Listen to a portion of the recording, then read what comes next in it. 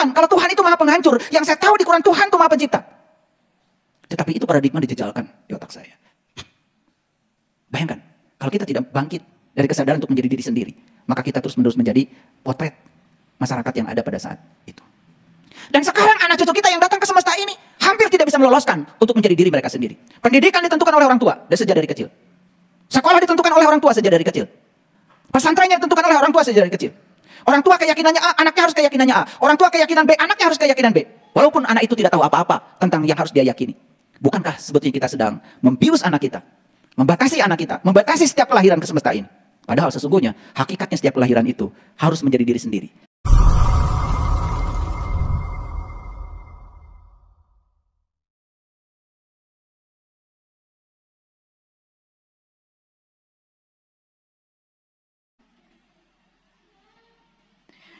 Di situ banyak sekali pertanyaan saya.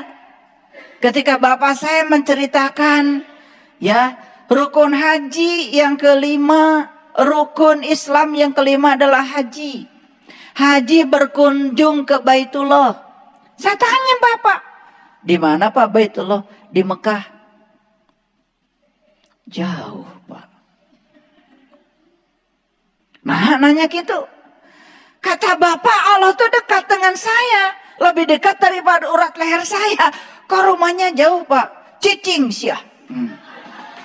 Jadi itu dari kecil sudah membuat saya tidak menjadi diri saya sendiri. Setiap ada daya kritis, daya kreatif saya selalu dibungkam oleh sistem yang sudah terbentuk di kepala bapak saya.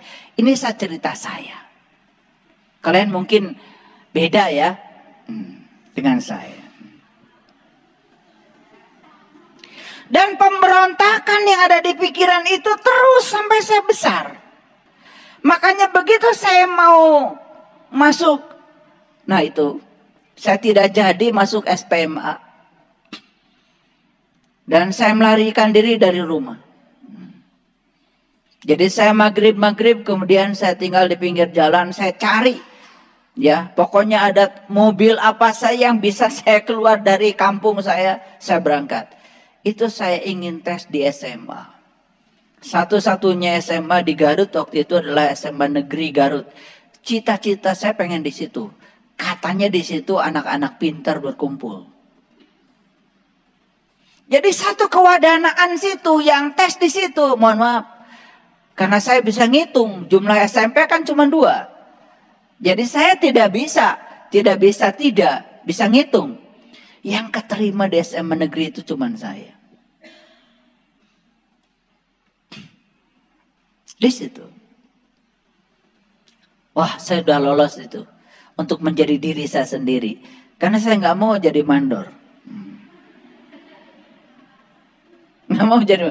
Lah bapak saya juga mandor kan. Ya, ibu saya selalu mengeluh. Beras nggak ada. Ya, sehari makan, 2 hari puasa. Terus saya harus jadi itu. Saya jelas nggak mau dong. Masa harus ngikutin bapak saya?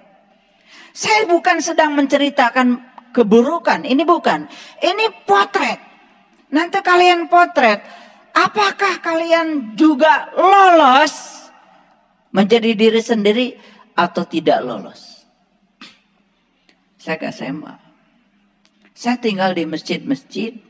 Saya ngawuruk ngaji karena saya sudah dibekali oleh bapak. Jadi pinter. Nah, ada gunanya juga tuh bisa ngawuruk ngaji. Lumayan dapat makan. Ya bisa azan lah, bisa azan. Suara saya bagus kalau azan. Cuman belum pernah ikut pertandingan azan aja saya. Nyanyi, oh kalian udah tahu kan suara saya. Suara saya.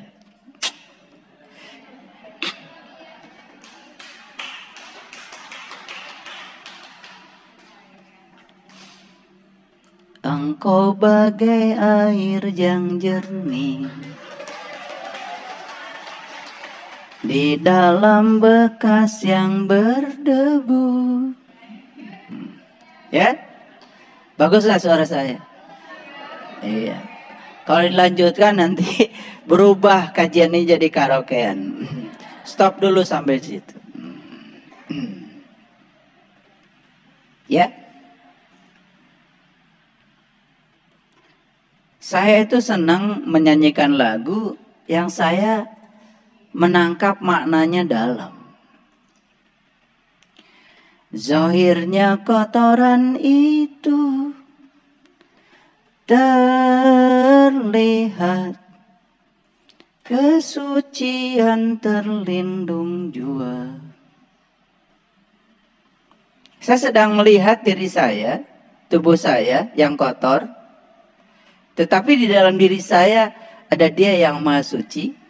Dan sekotor apapun tubuh saya, kesucian Dia tetap terlindung. Itulah Allah yang Maha Suci. Cinta bukan hanya di mata, cinta lahir di dalam jiwa.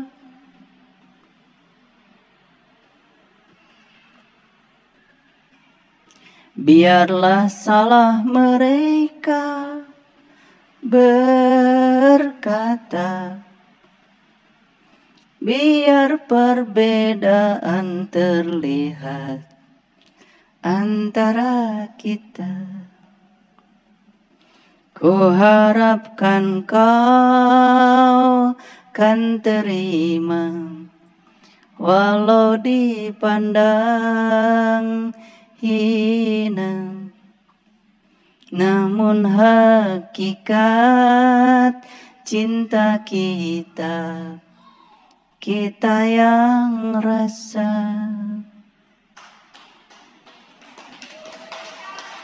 Suatu hari nanti pastikan bercahaya, pintu akan terbuka, kita langkah bersama. Di situ kita lihat, bersinarlah hakikat, debu jadi permata, hina jadi mulia. Bukan hayalan yang aku berikan, tapi keyakinan yang nyata. Saya tidak mau memberikan keyakinan yang hayalan buat kalian, tapi keyakinan yang nyata, yang dapat dibuktikan, yang dapat dialami. Itulah isbatul yakin. Itu paradigma, itu doa, bukan sekedar nyanyi bagi saya. Itu doa yang saya nyanyikan dan kemudian diulang-ulang menjadi kenyataan. Saya tidak mau ngasih keyakinan yang bodong sama kalian. Saya tidak mau ngasih keyakinan yang tidak bisa dibuktikan. Karena agama itu akal, maka tidak ada agama yang bagi tidak berakal. Agama bisa dibuktikan. Spiritualitas itu nyata. Allah bukan maha gaib, tapi Allah maha nyata bagi mereka yang sudah bisa menyatakan dalam dirinya. Gitu. Jadi ketika saya lahir ke semesta ini, paradigma orang tua saya sudah terbentuk. Ketika saya lahir ke semesta ini, paradigma guru-guru di sekolah yang saya dititipkan di sekolah sudah terbentuk. Ketika saya lahir ke dunia ini, tradisi di masyarakat sudah terbentuk. Tidak ada celah bagi saya untuk menjadi diri saya sendiri. Bagaimana saya bisa meloloskan dari semua kekuatan buta itu? Dan harus mengikuti kekuatan buta itu. Apa yang disebut benar oleh kebanyakan orang, belum tentu itu benar. Apa yang disebut baik oleh kebanyakan orang, belum tentu itu baik. Dan itu dijejalkan di otak saya. Tapi saat itu, saya mengikuti kata hati saya. Saya tidak mau jadi mereka. Bahkan saya tidak mau jadi bapak saya. Saya tidak mau jadi ibu saya. Saya percaya saya adalah tamu agung yang datang ke semesta. Saya percaya kalau Allah punya rencana besar untuk kehidupan saya. Dan saya percaya setiap manusia direncanakan kelahirannya oleh Allah untuk menjadi kepanjangan tangan Allah. Bukan untuk menjadi ibu bapaknya. Bukan untuk menjadi guru-gurunya. Bukan untuk menjadi imamnya. Untuk menjadi pemimpinnya. Bukan. untuk menjadi dirimu sendiri. Pertanyaan yang paling mendasar, apakah sekarang manusia datang ke dunia ini menjadi diri mereka sendiri? Itu pertanyaan besar. Kebanyakan yang saya temukan sekarang, semua menjadi orang lain. Semua menjadi fotokopi. Semua menjadi sintesa dari sebuah fotokopi. Tidak asli. Makanya ciri manusia yang tidak asli tidak punya kesadaran. Boneka manusia bukan manusia. Boneka hewan bukan hewan. Tidak punya rasa, tidak punya kesadaran. Paham sampai di sini? Saya sedang menceritakan diri saya. Bagaimana kita bisa meloloskan dari situ? Cerita tentang kiamat dari kecil sudah menjejali otak saya. Begitu saya sudah besar, bahkan dipesantrenkan oleh bapak saya saat itu tanya kepada guru bahasa Arab saya, apa qiyam itu? Qiyam itu artinya bangkit. Berarti kiamat adalah hari kebangkitan. Kenapa kiamat selalu dikaitkan dengan hari hancurnya alam semesta ini? Begitu saya sudah besar, saya sudah tahu ilmu astronomi. Ternyata yang semacam bumi, planet yang semacam bumi ini saja jumlahnya mendekati 150 miliar. Kalau bumi ini hancur, terus yang lain memang hancur. Yang kiamat itu hancurnya alam semesta. Saya tidak menemukan di Quran. Kalau Tuhan itu maha penghancur. Yang saya tahu di Quran Tuhan itu maha pencipta. Tetapi itu paradigma dijejalkan di otak saya. Bayangkan. Kalau kita tidak bangkit dari kesadaran untuk menjadi diri sendiri. Maka kita terus-menerus menjadi potret masyarakat yang ada pada saat itu. Dan sekarang anak cucu kita yang datang ke semesta ini hampir tidak bisa meloloskan untuk menjadi diri mereka sendiri. Pendidikan ditentukan oleh orang tua sejak dari kecil. Sekolah ditentukan oleh orang tua sejak dari kecil. Pesantrennya ditentukan oleh orang tua sejak dari kecil. Orang tua keyakinannya A, anaknya harus keyakinannya A. Orang tua keyakinan B, anaknya harus keyakinan B. Walaupun anak itu tidak tahu apa-apa tentang yang harus dia yakini. Bukankah sebetulnya kita sedang membius anak kita? Membatasi anak kita. Membatasi setiap kelahiran ke semesta ini. Padahal sesungguhnya hakikatnya setiap kelahiran itu harus menjadi diri sendiri. Karena semesta sudah membuka ruang kebebasan. Lalu ke ruang kebebasan itu dibatasi, dibius, dilumpuhkan. Bahkan yang paling payah, anak-anak yang datang ke semesta ini dididik untuk merasa bersalah ketika mereka melanggar sedikit saja dari paradigma yang sudah dibangun oleh kedua orang tuanya. Dari mana rasa bersalah? Itu kan dari paradigma yang dicekokkan, yang dihunjamkan dalam pikiran anak kita sendiri. Maaf, ibu bapak. Kalau kita mau berguru pada sejarah para nabi, para rasul, maaf, di usia berapa Nabi Muhammad mulai sholat? Bukankah setelah Isra Mi'raj? Bukankah itu diceramahkan di setiap tahun pada peringatan Isra Mi'raj? Nabi Muhammad mulai sholat setelah beliau dapat perintah sholat. Itu setelah Isra Mi'raj. Berapa usia beliau saat itu? 40. Kenapa kita tidak berani mengatakan, bukankah beliau itu baru sholat setelah Isra Mi'raj dan usia beliau 40? Dihunjamkan pada anak kita sekarang, Kalau kamu nggak sholat, masuk neraka. Dari sejak kecil. Lalu mereka dihunjamkan pada diri mereka rasa bersalah kalau tidak melakukan itu. Dan rasa bersalah itu yang menghujamkan, bukankah orang tua sendiri? Kalau kamu tidak baca Quran, maka kamu akan berdosa. Dihunjamkan rasa bersalah. Sehingga kalau tidak baca Quran, kemudian saya bukan mengatakan itu bagus. Tentu saja, kalau bisa sholat dari kecil dengan kesadaran penuh bagus. Kalau bisa baca Quran dari kecil bagus. Tetapi kalau mereka hanya mengikuti hasrat dan ambisi orang tua, kan mereka jadi boneka. Mereka jadi korban. Betul apa tidak? Kan tempoh hari saya katakan, ada anak yang tidak mau sekolah. Gak apa-apa, gak usah dipaksa. Tetapi nanti kalau sudah santai, tanya, kenapa kamu gak mau sekolah? Dengar argumen mereka. Jangan-jangan mereka punya argumen kenapa tidak mau sekolah. Ngerti maksud saya? Dan kita selama ini tidak mau mendengarkan argumen itu. Karena merasa kita punya otoritas untuk menjadikan anak menjadi siapa.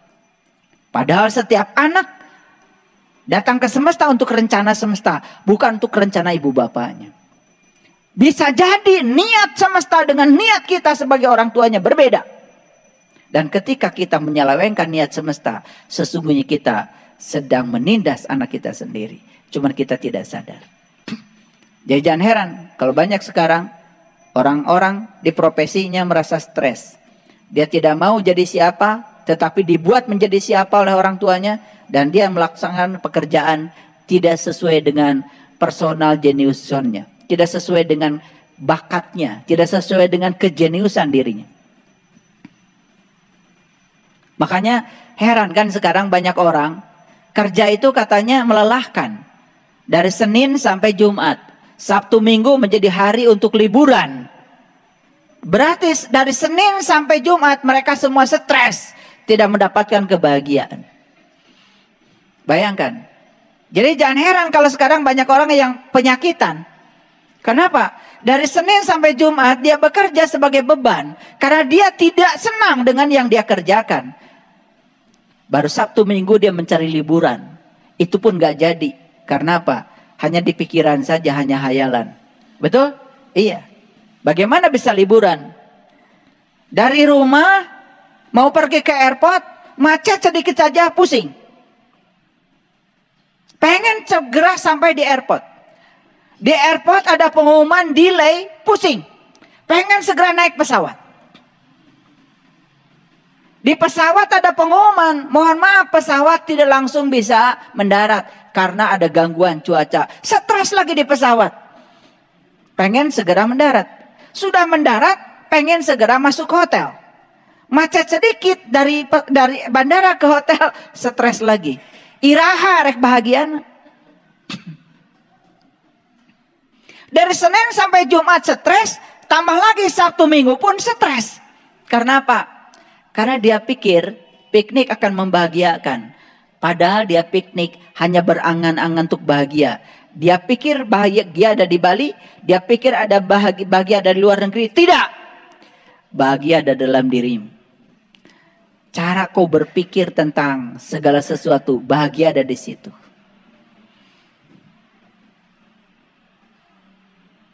Ngerti maksud saya? Nah dari sini kita kemudian bisa melihat. Apakah kita ini sekarang jadi boneka? Saya pernah tanya sama bapak saya. Pak, apakah di zaman Rasulullah ada orang yang baca Quran? Bapak saya menjawab. Teu aya. Jang, teu aya. Da can aya tuh Quran oge. Tetapi berapa banyak orang yang hari ini membaca Quran selalu mengatakan mencontoh Rasulullah.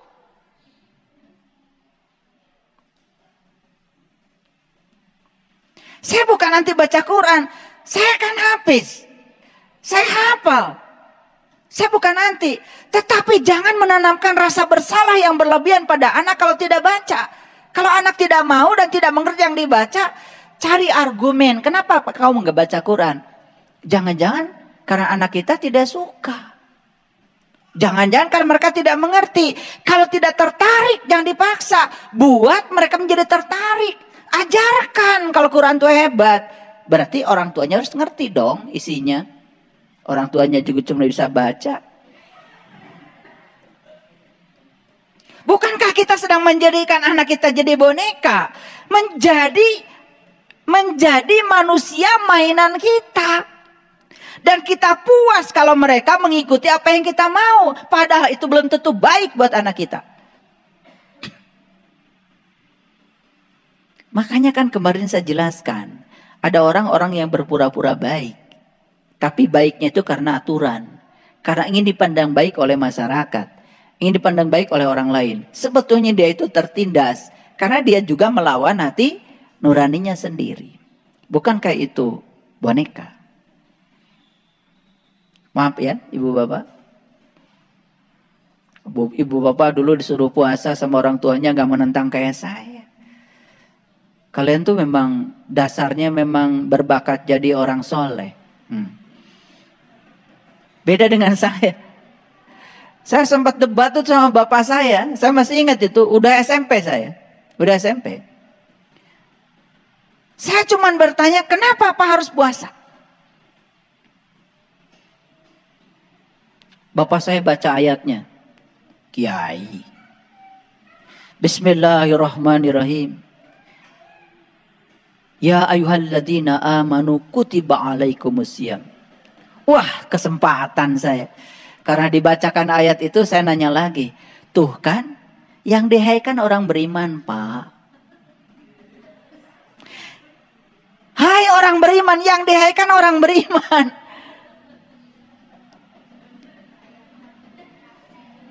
Lah, sejak kapan kita iman? Apa kita dihaikan, Pak? Bapak saya tambah marah. Bertanya yang gitu aja marah. Saya nyantri di beberapa pesantren sama kayak bapak saya. Setiap ditanya marah. Ya sudah, di situ saya kemudian bingung belajar agama itu. Apa nggak boleh ditanya ya? Saya baru ketemu jawabannya betapa hebatnya puasa setelah saya ketemu dengan artikel yang ditulis oleh Yoshinori Osumu. Pemenang hadiah Nobel yang meneliti tentang autopagi.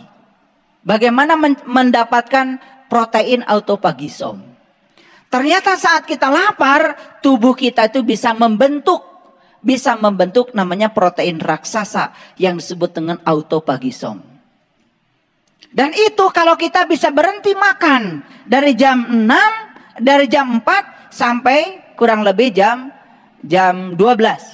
Berarti sekitar berapa jam itu? Jam 4 kita sahur, kemudian jam 12 itu kan lapar kita tuh mulai tumbuhnya jam 12. Betul nggak? Jadi jam 4 sampai jam 12 berarti berapa jam? 8 jam. Nah, 8 jam itu istirahatkan lambung kita, tidak makan apa-apa. Di situ akan terbentuk namanya protein autopagisom. Itu pemenang hadiah Nobel. Itu riset sains. Makanya dari jam 12 sampai sore disitulah terjadi proses menyapu seluruh sel-sel mati. Dan semua sel-sel mati dimakan oleh sel protein autopagisom. Itu saya ngertinya setelah saya dewasa begini.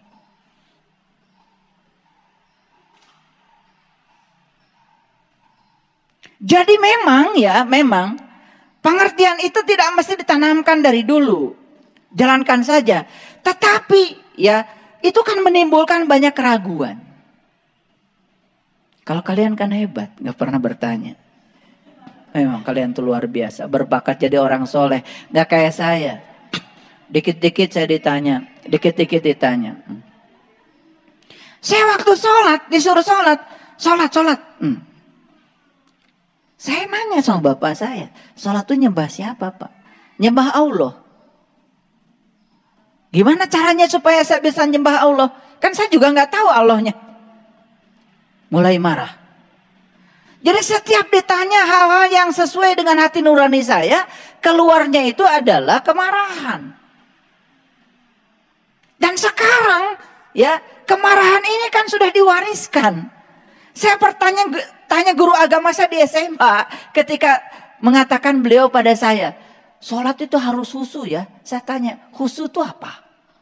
Marah. Guru agama. Kalau guru fisika ditanya gitu marah, saya mesti nerima. Guru agama, saya keluar aja dari kelas. Pura-pura pipis atau kemana. Tanya marah. Setelah saya dewasa, kemudian saya ketemu. Ternyata sholat khusyuk itu sholat mengingat Allah. Gimana caranya sok bisa mengingat Allah kalau saya nggak tahu Allah? Kan itu pertanyaan dasar. Yang harusnya itu dipenuhi. Tetapi sekarang pertanyaan itu kemudian dibasmi supaya daya kritis kita hilang.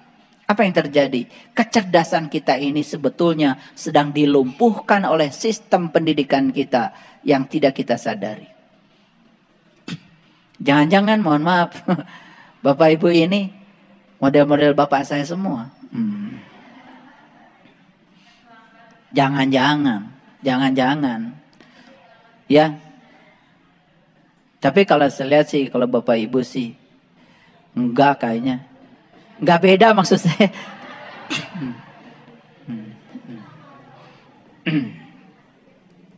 Yuk kita lihat. Apa yang disebut dengan kekuatan buta? Saat manusia terlahir dalam keadaan tak berdaya, tidak tahu apa-apa, manusia diberikan berbagai atribut oleh lingkungan. Betul? Masih ingat gak? Bapak Ibu, dari kecil kan disuruh agamanya X. Betul? Dan disuruh ya ngaku jadi orang yang beriman kan? Betul gak? Masih ingat gak? Bukankah agamamu hari ini itu adalah karena disuruh oleh bapakmu? Bukankah imanmu hari ini itu karena disuruh untuk menyatakan iman? Maka disuruh ngapalin rukun iman. Betul nggak? Pertanyaan saya, apakah betul yang kita imani itu kita tahu? Karena ini pertanyaan besar. Tetapi yang tidak pernah dipertanyakan. Karena kita mengizinkan kita jadi boneka. Dan kita pasrah saja untuk dipermainkan. Setuju dengan saya? Oke. Sehingga manusia mengira atribut pemberian lingkungan itu adalah dirinya. Karena kita dari kecil diajarkan begitu. Padahal kan di Quran, mohon maaf, Nabi Musa saja untuk menjadi orang beriman itu ada awal imannya. Sampai di Quran ada kata-kata qala subhanaka tubtu ilaika wa ana awalul mu'minin. Maha suci engkau ya Allah, aku bertobat kepada engkau, inilah awal aku beriman. Jadi nabi dan rasul itu ada awalnya imannya itu, bukan dari kecil, bukan warisan. Nabi Ibrahim itu bapaknya tuh kan kiai. Tetapi pernah debat itu Ibrahim dengan bapaknya kan ada di Quran. Betul nggak? Sampai akhirnya Nabi Ibrahim menghancurkan berhala. Betul? Dan kalau kita bicara berhala, pasti yang terbayang oleh kita adalah patung. Padahal berhala itu sesungguhnya apa saja yang kita sembah, termasuk konsepsi kita tentang Tuhan yang bukan Tuhan. Ada maksud saya? Kan kita tahu Tuhan itu dari konsepsi, bukan dari barangnya. Kita tahu Tuhan itu kan dari apa kata orang. Bukan karena kita sudah membuktikan. Betul nggak? Nabi Musa, Nabi Muhammad dan semua Nabi dan Rasul itu tahu Tuhan karena beliau sudah mengenal Tuhan. Lalu beliau menyebut nama Tuhan, Allah. Bahkan Lao Tse tahu Tuhan setelah kenal Tuhan. Beliau menyebutnya To. Jadi mereka tuh ngasih sebutan setelah tahu barangnya. Kita tahu sebutannya. Gak tahu barangnya. Tapi sombongnya. Wih. Luar biasa. Lucunya lagi kita ini tidak pernah mau tahu. Ngerti maksud saya? Water. Percaya water ada? Water. Percaya? Pengen tahu? Pernah nyari water? Cari. Water teh geningan kieu. Ieu mah tuh cai. Setelah tahu barangnya baru ngomong, geningan water teh kieu. Iya mah cahaya tuh. Gitu. Orang Minang pergi ke Eropa. Mau cari water. Nyampe di Eropa ditunjukkan. Ini loh water. This is water. Aye.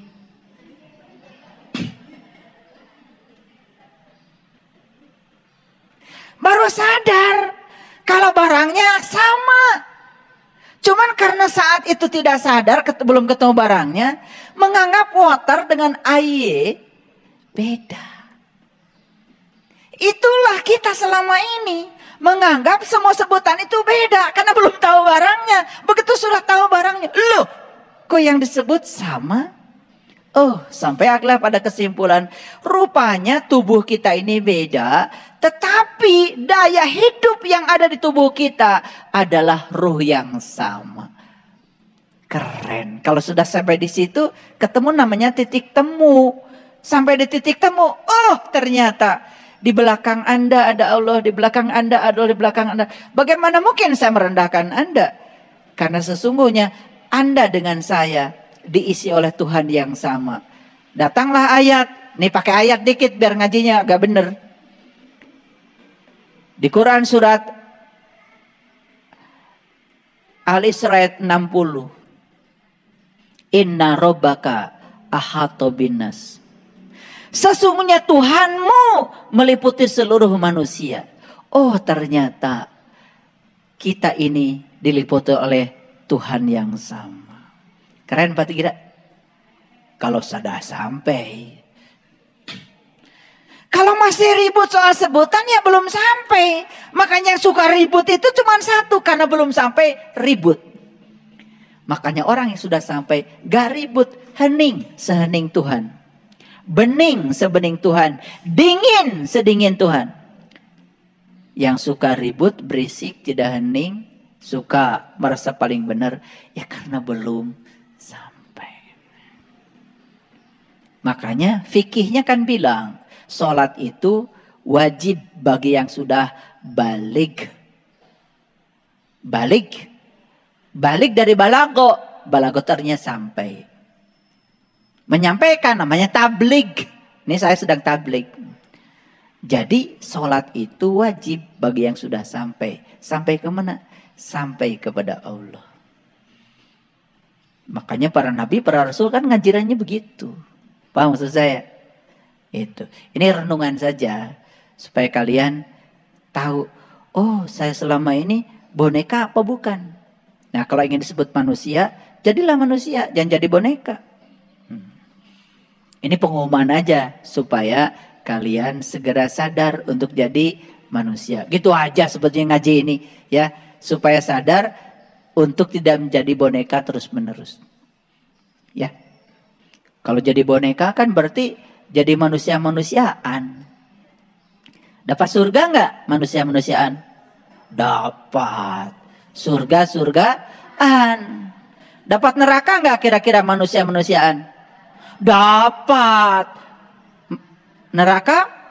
Loh. Nerakanya beneran. Enak aja. Manusia-manusiaan dapat surganya surga-surgaan. Tapi nerakanya asli. Beneran. Udah tinggal kok. Gimana? Ini karena berpikir linier itu. Daya kritis kita kurang bagus. Saya kalau sholat-sholatan berarti saya surganya surga-surgaan. Gak apa-apa kan nerakanya? Enggak. Kalau kamu sholat-sholatan surganya ya surga-surgaan. Tapi nerakanya beneran. Enak aja. Ini jangan linier kalau berpikir itu. Makanya sesekali daya kritis kita itu dimunculkan. Daya kreatif itu dimunculkan. Karena kita oleh Allah diberi kelebihan. Kelebihan jelema teh dalam pikirannya. Yang disebut jelema. Nah, baik ya. Jadi Manusia menganggap atribut yang diberikan kepadanya dalam tidak tahu apa-apa, begitu sudah besar, dianggapnya itu adalah dirinya sendiri. Itu yang berbahaya. Itu jadi tubuhnya sendiri dianggap atribut pemberian dari kekuatan buta itu. Paham sampai sini? Oke, lanjut. Jadi sebetulnya apa kekuatan buta itu? Kekuatan buta itu adalah paradigma orang tua. Nih, ayo kita sadari. Orang tua kesadarannya beda-beda. Oke. Orang tua A akan ngasih paradigma A dong pada anaknya. Orang tua B akan ngasih paradigma B pada anaknya. Orang tua C akan ngasih paradigma C dengan orang. Dan yang akan diberikan pada anaknya tidak mungkin yang keluar dari paradigma kedua orang tuanya. Bayangkan, kapan anak ini lolos menjadi dirinya sendiri? Gak bisa. Dia hanya akan mengikuti paradigma kedua orang tuanya. Yuk kita sadari lagi. Yang kedua, pikiran orang tua. Yang ketiga, sistem kepercayaan orang tua. Jujur ya, agama yang kita anut sekarang ini bukankah warisan? Karena orang tua beragama A, kita beragama A. Kalau orang tuanya beragama B, kita juga akan B. Betul nggak? Hampir tidak ada kesempatan bagi setiap manusia yang datang ke semesta ini untuk memilih apa keyakinannya. Beda ya, mohon maaf. Kalau orang barat, kalau sudah umur 17, sudah merayakan hari kedewasaannya, dan saat 17, kemudian mereka itu dibilang oleh orang tuanya, kamu sudah dewasa, silakan kamu menentukan nasibmu sendiri. Bahkan orang tua hanya bertanya, kamu harus punya agama, tapi silahkan kamu memilih agamamu sesuai dengan yang cocok bagimu. Hebat.